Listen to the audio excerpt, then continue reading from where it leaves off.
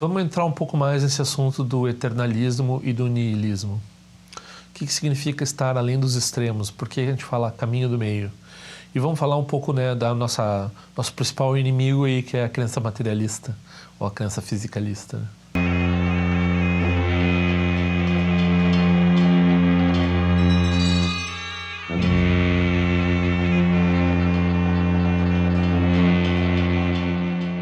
A pessoa está interessada em tomar refúgio, ou ela está interessada em tomar refúgio. Ela está estudando ainda se ela vai tomar ou não vai tomar refúgio. E daí ela quer saber qual é a perspectiva correta para ela tomar refúgio. Tem um livro do Tilenor Rinpoche que chama Cascading Waterfall of Nectar, que é um comentário do Dudjom Tersar Nondro, uma cascata torrencial de néctar. Né? Néctar normalmente é um amrita. O néctar, normalmente ele é... como tudo no Vajrayana, tem grandes explicações, grandes metáforas ou símiles com essa palavra amrita, néctar, né? Mas aqui a gente está falando, claro, o ensinamento do Buda, o resultado do ensinamento do Buda. Então, uma cascata torrencial de néctar é uma cascata torrencial de ensinamentos muito sutis que produzem êxtase, né, no sentido religioso. Então, o néctar é como se fosse uma farra, uma festa com muito álcool, só que a festa, o banquete, ele não é mundano, ele é espiritual, né?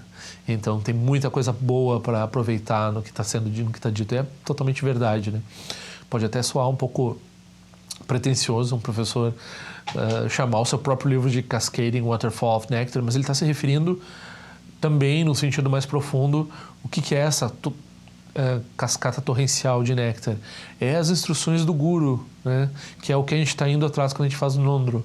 Então, a gente esse caminho só tem deleite, né? Essa é a ideia. Só tem deleite no caminho do Dharma. Só eleva, né? Só melhora a pessoa. Só melhora a pessoa no sentido mais profundo que pode ter, né? Então, é por isso que fala. Daí ele tem esse exame profundo de eternalismo e niilismo como uma preliminar do refúgio. Então, muitas vezes, a preliminar do refúgio, ela é um pouco explicando o que é o Buda, o que são as três joias, né? Dizendo um pouco o que é o budismo, você vai aceitar isso, não vai aceitar isso.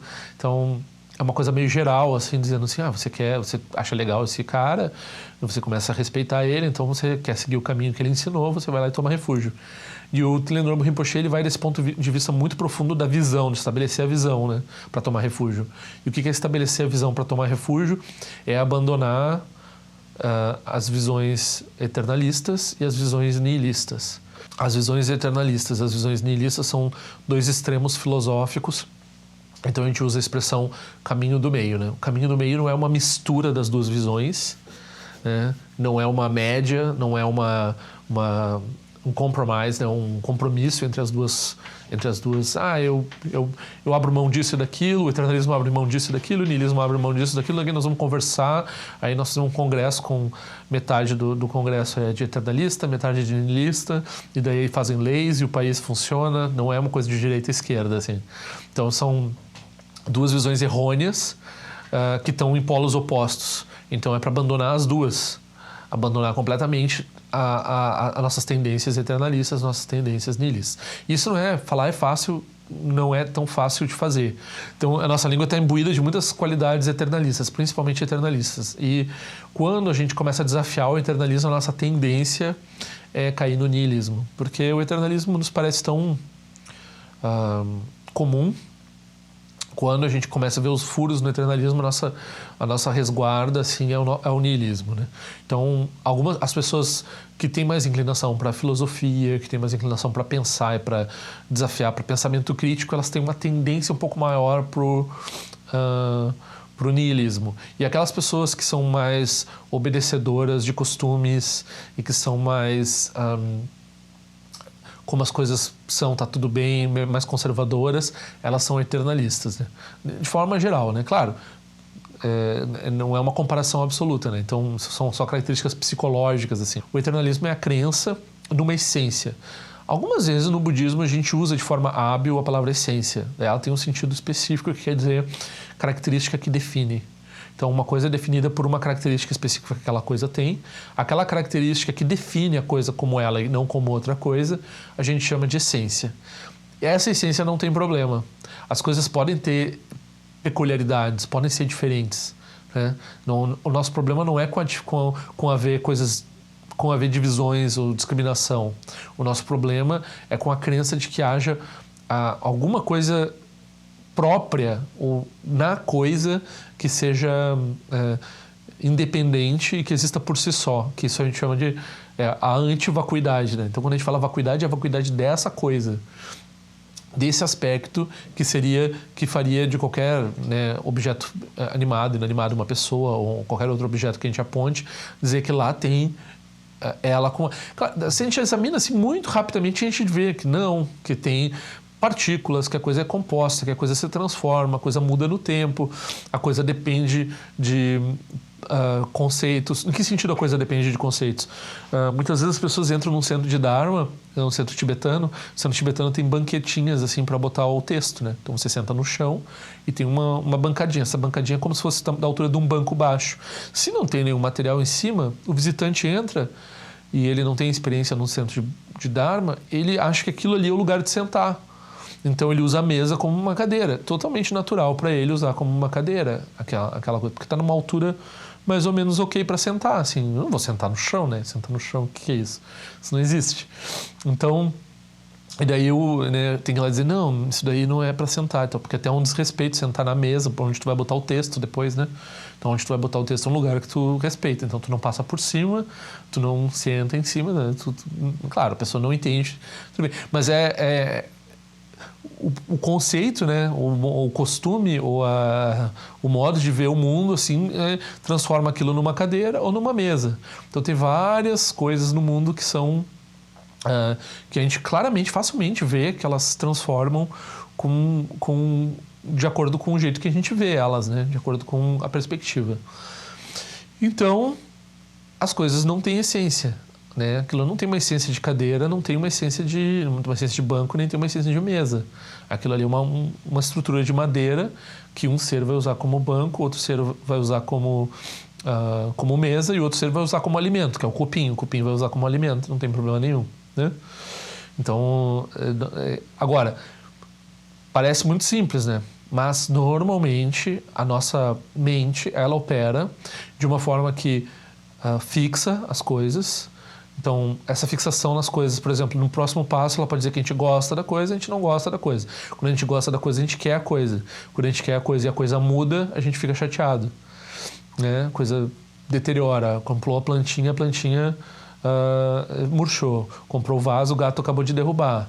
Então, aí a pessoa perdeu o vaso. Não estava botando confiança ali na sua felicidade num vaso. E pegou o gato, achou que ia sempre ser feliz com o gato, mas o gato faz coisa de gato, daí destrói as coisas, né? Então, assim vai. Agora, a gente tem essas expectativas vêm do eternalismo.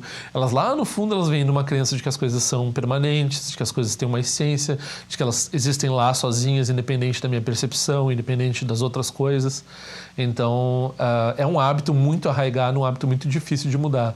Embora a gente possa ter um entendimento intelectual um pouco mais sutil, um pouco menos sutil, mas de que as coisas não são assim, para a gente operar efetivamente além do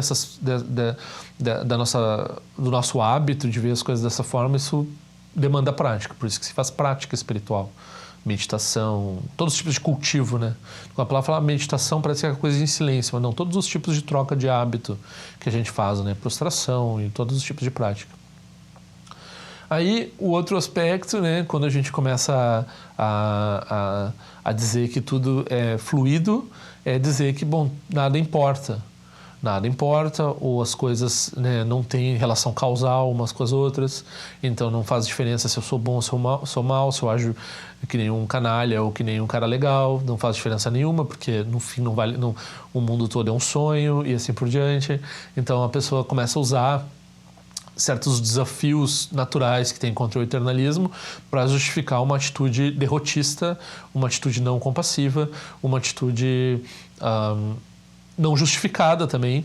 Então a pessoa pode se achar justificada porque ela venceu o eternalismo e não encontrou nada para colocar no lugar do eternalismo. Então, como ela não encontrou nada, virou um punk, assim, né?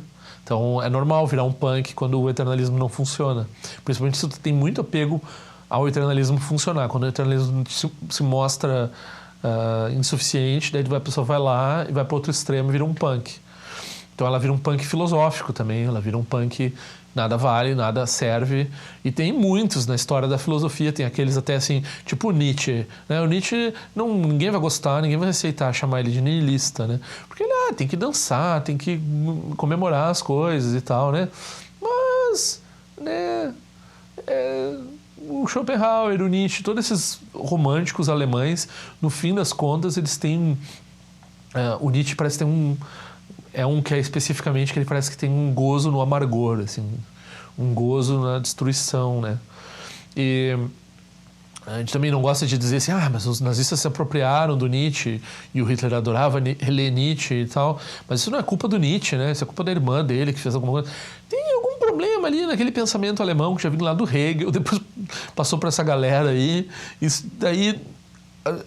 Não surgiu do nada aquela coisa toda que aconteceu na Alemanha lá. Aquilo lá estava fervendo em várias mentes, de várias formas menos ou mais malévolas, né?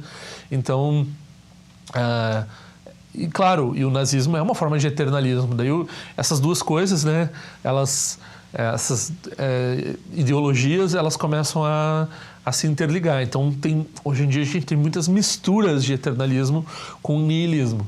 A principal delas é o materialismo, porque o materialismo, ele crê nessa substância, que é a substância material, a substância que os físicos examinam, né? Então, eles têm porque é tudo... É circular, né? Então, eles vão dizer assim, mas isso é tudo que a gente vê. Se é tudo que a gente vê, é tudo que existe. O que existe é o que a gente vê. O que é observável é o que existe.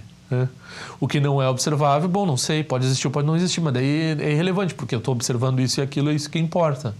Isso é bem simples o argumento deles, assim, né?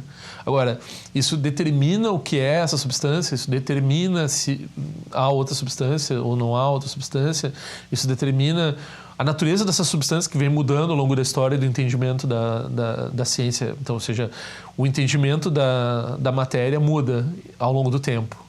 E daí, mas a matéria não muda, né? Então, quando tu estava 100 anos atrás sendo materialista, tu era uma coisa. Tu é materialista hoje em dia, tu é outra coisa. Então, o próprio materialismo não pode ser visto de uma forma eternalista, né? Ele está sempre em transformação, assim. Mas as pessoas que elas estão operando, assim, que nem... né?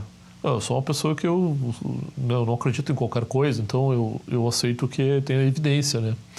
Então, essa pessoa que opera assim, quando ela dá um salto, eu acredito no que tem evidência, né? Mas isso é só o que tem, né? Quando ela dá esse salto aí ela virou um crente no cientismo e virou um crente numa forma de eternalismo com relação à substância única do fisicalista, a substância única física, né? O mundo natural. Mas Pinheiro, então tem que acreditar em coisa? Não. Por exemplo, um exemplo que eu dou de um tipo de coisa que não foi refutado ainda e que para o budismo é muito útil, que é o idealismo. Então a pessoa tem que refletir muito sobre o idealismo. O idealismo também tem um viés eternalista, ele também tem um viés ignorante, não é uma visão completa, mas não tem muito como refutar o idealismo, né? O idealismo ele deixou de ser popular. Mas o idealismo é a ideia de que as coisas materiais são feitas de mente.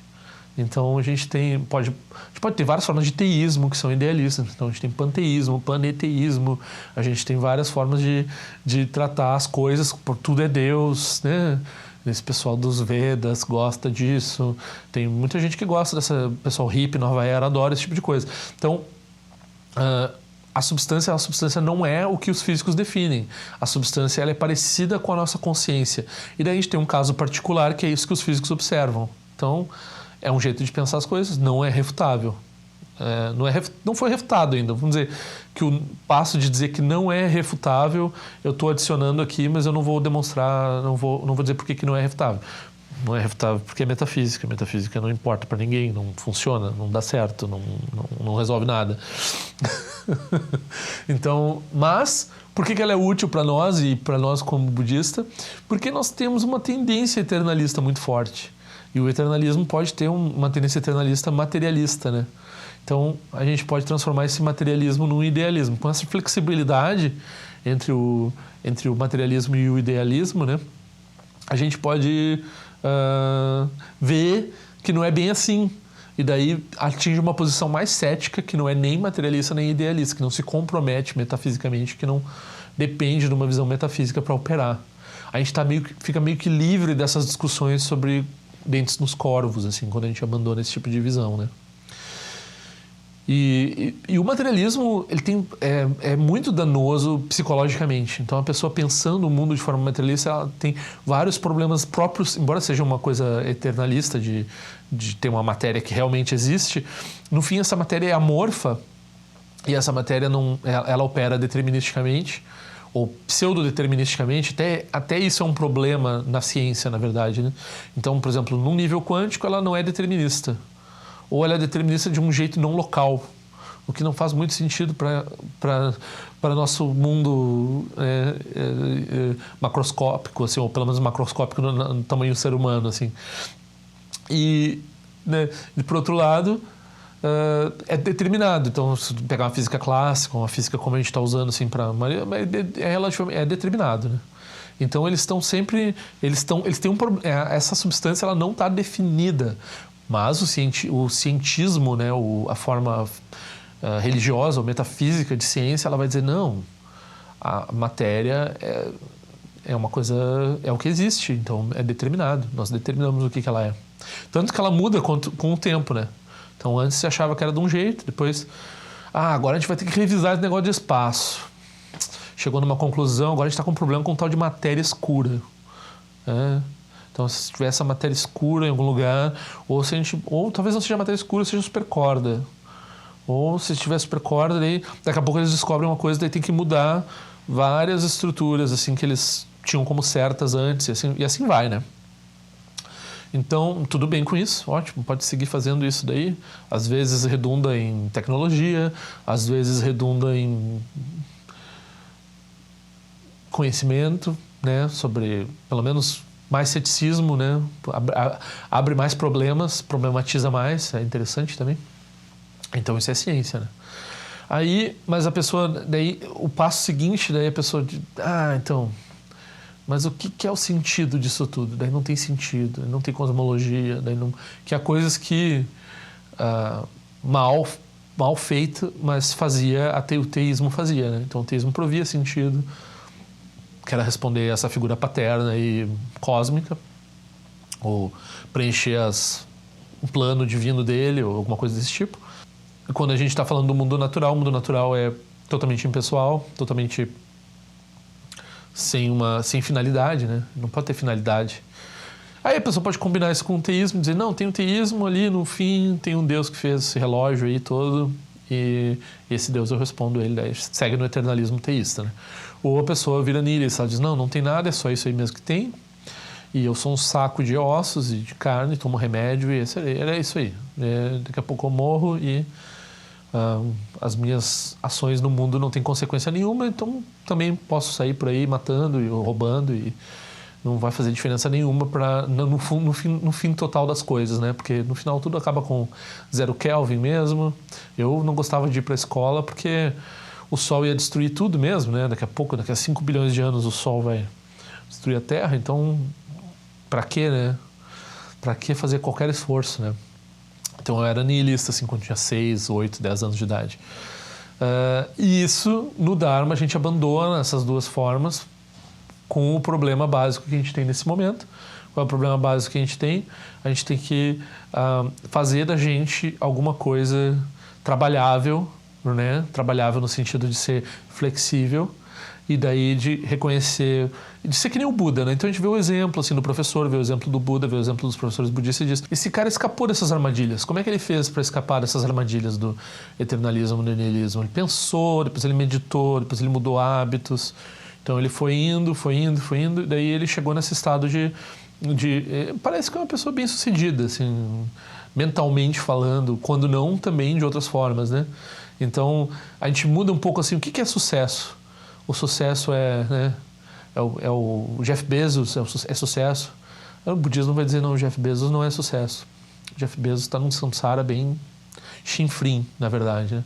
Pode ter 108 bilhões de dólares, mas ele, né, ele está prejudicando lá os funcionários dele, ele está com seus problemas lá, tem várias ideias absurdas. Na nossa cultura a gente tem assim, quem tem dinheiro sabe das coisas porque ganhou dinheiro, não sabe nada, né? O pessoal sabe destruir a terra, explorar os outros, isso ele sabe. No mar das vezes, né? Sabe gerenciar, assim, no melhor das circunstâncias é uma pessoa que sabe manipular a realidade para benefício próprio e daqueles próximos deles. Esse é o melhor caso possível. Isso no budismo é considerado samsara baixíssimo, assim, né? Hellis. Aí outras pessoas, sucesso é ser uma celebridade, é ser conhecido. A gente vai ver essa vida das celebridades, o que adianta isso, né? Então a gente vai examinando, assim. Daí a gente vai encontrar, se a gente tem uma inclinação para o budismo, a gente vai lá, vai examinar a vida dos grandes budistas, né? E vai dizer assim, é isso que eu quero ser. É aí que a pessoa toma refúgio, é quando ela abandona o eternalismo, abandona o niilismo e encontra um exemplo que ela quer seguir. Assim, esse exemplo, ela não vai seguir literalmente tudo que essa pessoa, obviamente, porque ela é uma pessoa diferente, né? Mas ela quer chegar naquele mesmo, né? Aquele mesmo resultado, naquela mesma liberdade demonstrada, naquela mesma forma de vida ilibada e forma de vida resplandecente, né? Que esses professores têm. Então essa é mais ou menos assim a perspectiva, né? Básica de pensar eternalismo e niilismo. Por isso que se fala caminho do meio. Caminho do meio tem essa ideia de moderação, né? Não comer muito, não comer muito pouco, não se mortificar, mas não cair no prazer. Então essa primeira ideia assim mais fraquinha, né? Depois também a pessoa pode pensar assim, é meditar, né? Mas é meditar sem achar que, sem se forçar demais, sem ficar muito neurótico com relação à própria prática e também não ser largado, não ser uma pessoa que deixa o budismo em segundo plano, que deixa a prática de meditação em segundo plano, que faz pouca prática, né? Então a pessoa faz de um jeito condizente com a vida dela, assim, né? E o mais possível. Aí depois vem essa perspectiva filosófica. A perspectiva filosófica, a pessoa abandona a perspectiva filosófica do eternalismo e do niilismo, né? Então ela fica...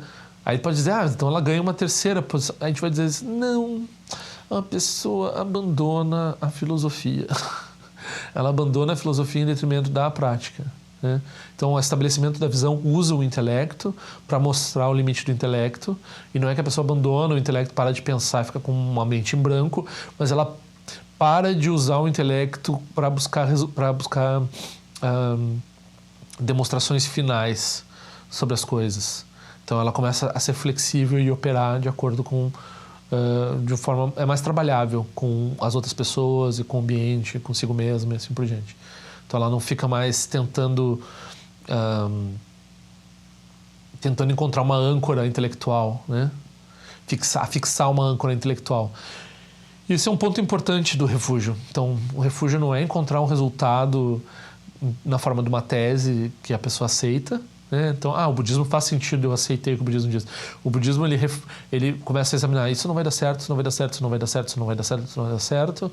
Olha o exemplo, experiência, daí parte para a experiência, né? Vai trabalhar com exemplo em termos de experiência, não vai trabalhar com exemplo em termos... Pode seguir, né? Enquanto o intelecto estiver incomodando, pode seguir usando o intelecto. Mas o intelecto, ele vai revelar os seus limites. Se a pessoa continuar se envolvendo com o Dharma, ela vai chegar a uma conclusão intelectual sobre o limite do intelecto. Então, ela não se preocupa com isso, assim. Não é uma coisa assim que ela vai precisar tomar o kisuko e aceitar, né? Então, é por aí. Espero espero que tenha sido útil essa discussão sobre eternalismo e niilismo. Vai ter provavelmente outras, porque é um tema muito amplo. É uma coisa que eu gosto de falar e que sempre surge na minha mente. Eu já tinha falado no canal, vários vídeos eu falei um pouquinho, até falei num vídeo, falei mais, um vídeo sobre caminho do meio, pode procurar caminho do meio. E então até o próximo vídeo.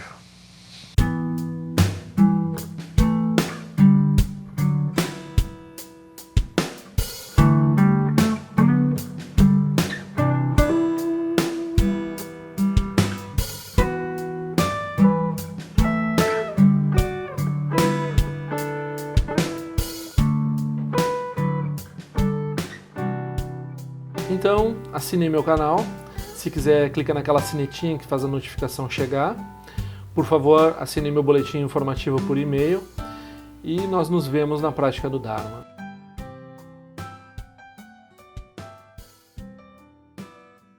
Ao longo de minhas muitas vidas e até este momento, todas as virtudes que tenho alcançado, inclusive o mérito gerado por essa prática e todas as que vier a conseguir, ofereço para o bem-estar dos seres sencientes.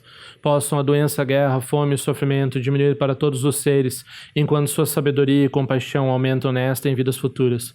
Possa eu claramente perceber todas as experiências como sendo tão insubstanciais como o tecido do sonho durante a noite e imediatamente despertar para perceber a manifestação de sabedoria pura no surgir de cada fenômeno.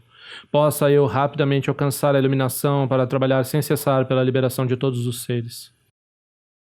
Ganirawe Korajin Kazumbana Dewa Malujin Wene Jerezi Wantejin Jazo Eza Peka Jabadu Tenjo Chi Om Sochi Jamin Jabene Jana Sawa Kunchatu Je Zetari Baben Jondo Toteru Pemoni Jogizazu Datu Tenjo Chi Chime Kunye Pema Zamba Osa Sona Jante Zenu Pai Garju Wanshu Juki Trupiko Kusese Shin Sesinda Shin Shua Jingme Tuju Trupanangi Wancho Tuno Trupatenor Buyen Neko Pomolura Sane Lundu Tileta Tu Tenjo Chi Peme Jason Peme Rizo Je Peme Dan Laji Kusesu Wan Pema Choji Drama Rizo Jindoni Peme Lunji Drujo Chi Pende Jumane Jumbo Dempa Yori Nepa Dan Dempa Zimpe Jebonan Kusenja Sentenjo Chi do Sun Sanje Guru Rinpo Shengon do Kunda de Wancho Boja Bache com Satu da Passa Só Deus Sojin Gelap do So Shinan Sangwe Bache Jua Dan Zambalon de Rupa Jende Lobo Mahon Baja Guru Pema Sede Ken Loja Zon Loja Zan Lisa Sun Chapa Pedro de Shosun Nangwa da Mira do Sungele Show